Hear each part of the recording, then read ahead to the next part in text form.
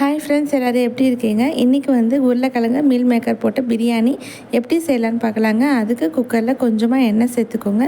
எண்ணெய் நல்லா காஞ்சோடனே பட்டை, கிராம்பு, ஏலக்காய், கல்பாசி இதெல்லாமே சேர்த்து நல்லா பொரிஞ்ச உடனே இதில் 4 பெல்லாரி வெங்காயம் கட் பண்ணி சேர்த்துக்கோங்க.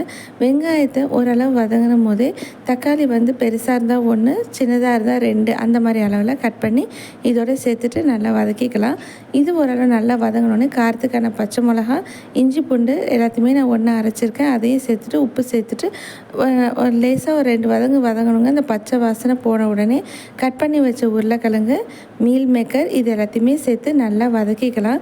இது நல்லா ஓரளவு வதங்கும் போதே பிரியாணி மசாலா 1 ஸ்பூன், கரம் மசாலா 1/2 ஸ்பூன் இது சேர்த்துட்டு தயிரையும் சேர்த்துக்கணுங்க. காரம் உங்களுக்கு பத்தலைன்னா கொஞ்சமாக குழம்பு மிளகாய் தூள் சேர்த்து நல்லா வதக்கிட்டு நம்ம எந்த கப்பில் அரிசி எடுக்கிறோமோ அதில் தண்ணி 1.5 கப் அளவு சேர்த்துக்கலாம்.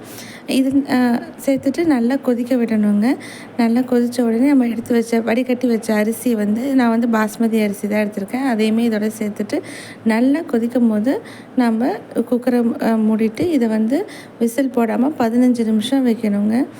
நீங்கள் விசில் வச்சிங்கன்னா ஃபுல் சிம்மில் ப்ரெஷர் ஃபுல்லாக அடங்கினோன்னே இதை ஓப்பன் பண்ணுங்கள். அவ்வளோதான், டேஸ்டான பிரியாணி ரெடி. இதை நீங்கள் கண்டிப்பாக ட்ரை பண்ணி பாருங்கள். இந்த வீடியோ பிடிச்சிருந்தால் லைக் பண்ணுங்கள், சப்ஸ்கிரைப் பண்ணுங்கள். என்னோடய வீடியோவை சந்திப்போம்.